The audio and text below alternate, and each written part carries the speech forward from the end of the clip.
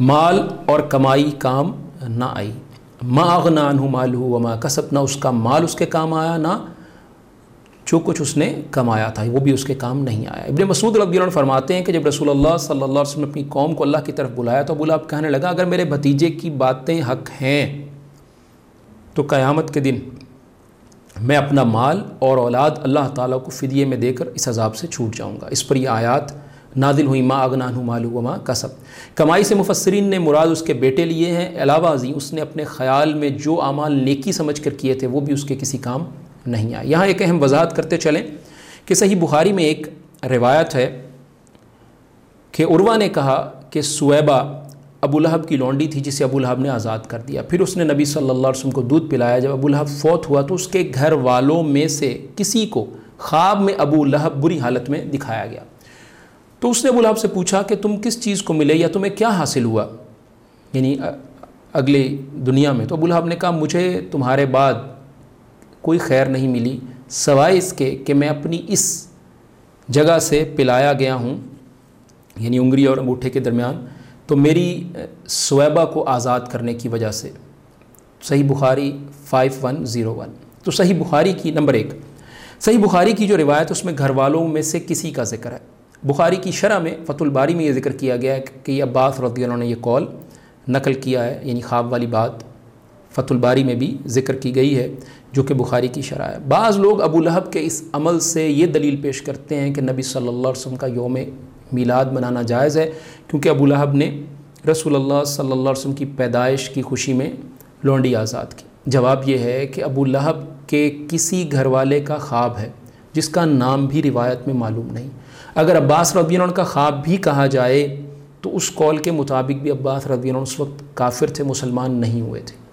اور دوسری بات یہ کہ جس نے لونڈی آزاد کی ابو لہب وہ خود بھی کافر تھا، تو یہ کافر کا عمل ہے۔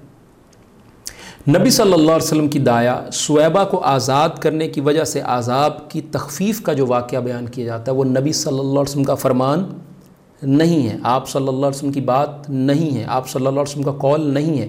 ابو لہب کے گھر والے یہ خواب رسول اللہ صلی اللہ علیہ وسلم کو بیان کر دیتے اور رسول اللہ صلی اللہ علیہ وسلم خواب کی تائید کر دیتے تو بات اور ہو جاتی، یا رسول اللہ صلی اللہ علیہ وسلم اور صحابہ اس خواب کے نتیجے میں عید میلاد بناتے، ایسا بھی نہیں ہوا۔ دوسری بات، نبی صلی اللہ علیہ وسلم کا خواب شریعت میں حجت ہے کیونکہ وہ وحی الہی ہے۔ نبی صلی اللہ علیہ وسلم کے علاوہ کسی مسلمان کا خواب بھی حجت نہیں چہ جائے کہ کسی غیر مسلم کے خواب کو شرعی دلیل بنایا جائے، جبکہ وہ خواب قرآن مجید کے صریح خلاف ہو، کیونکہ قرآن مجید میں یہ کہا گیا کہ ابو لہب کا ہاتھوں کا نام لے کر کہا گیا کہ ان کے ہلاک ہونے کی وعید ہے۔ تو میلاد بنانے کی اگر کوئی اصل ہوتی تو اس نیکی سے رسول اللہ صلی اللہ علیہ وسلم، خلفائے راشدین، صحابہ کرام اور اہل بیت رضی اللہ عنہم اجمعین ہر سال محروم نہ رہتے۔ عباس رضی اللہ عنہ اور دیگر کسی صحابی نے بھی عید میلاد نہیں منائی۔ تیسری بات، رہی یہ بات کہ بخاری رحمہ اللہ، امام بخاری رحمہ اللہ اس نے اس روایت کو اپنی صحیح میں ذکر کیوں فرمایا، تو اس کی وجہ یہ ہے کہ انہوں نے اسے کتاب النکاح میں ذکر فرمایا جس کا مقصد یہ ثابت کرنا تھا کہ رسول اللہ صلی اللہ علیہ وسلم کو ابو لہب کی لونڈی سویبہ نے دودھ پلایا اور اسی نے ابو سلمہ رضی اللہ عنہ کو بھی دودھ پلایا، اس لیے ابو سلمہ رضی اللہ عنہ کی بیٹی سے نکاح نبی صلی اللہ علیہ وسلم کے لیے جائز نہ تھا۔ امام بخاری نے اس حدیث پر عید میلاد منانے کا باب نہیں بنایا، نہیں لکھا اور نہ کبھی خود عید میلاد منائی۔ چوتھی بات، ابو لہب کا لونڈی آزاد کرنا بھتیجے کی پیدائش کی طبی خوشی تھی۔ رسول اللہ صلی اللہ علیہ وسلم کی نبوت تو 40 برس میں ہوئی، سو یہ عمل رسول اللہ صلی اللہ علیہ وسلم کی رسول اللہ علیہ وسلم کی پیدائش کی خوشی میں نہیں تھا، بلکہ یہ محمد ابن عبداللہ کی پیدائش کی خوشی میں تھا۔ اگر لونڈی کی آزادی کو بالفرض نیک عمل مان بھی لیا جائے تو یہ عمل ایمان کے بغیر ہے اور کافر کا عمل اسے آخرت میں فائدہ نہیں دے گا۔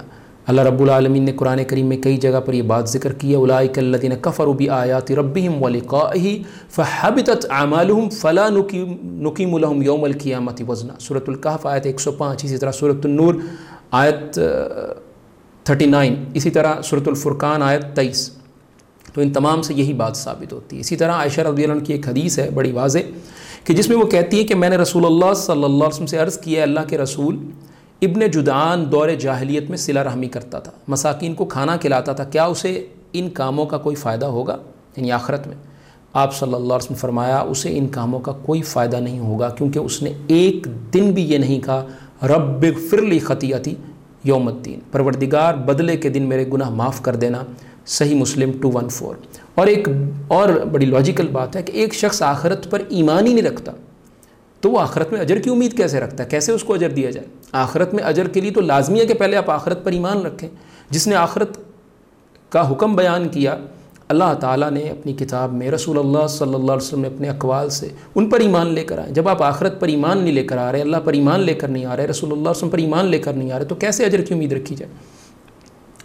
اور پانچویں اور آخری بات، یہ خواب خاص طور پر اس صورت کی اس آیت کے بھی واضح طور پر خلاف ہے کہ ما اغنا عنہ مالہ وما کسب، کہ نہ اس کے کام اس کا مال آیا اور نہ اس کے کام جو کچھ اس نے کمایا تھا، یعنی جو اس کے اعمال وغیرہ تھے، کوئی چیز بھی اس کے کام نہیں آئی۔ تو اس لیے اس خواب سے اور کافر کے عمل سے کوئی شرعی عمل اور شرعی حکم ثابت نہیں ہوتا۔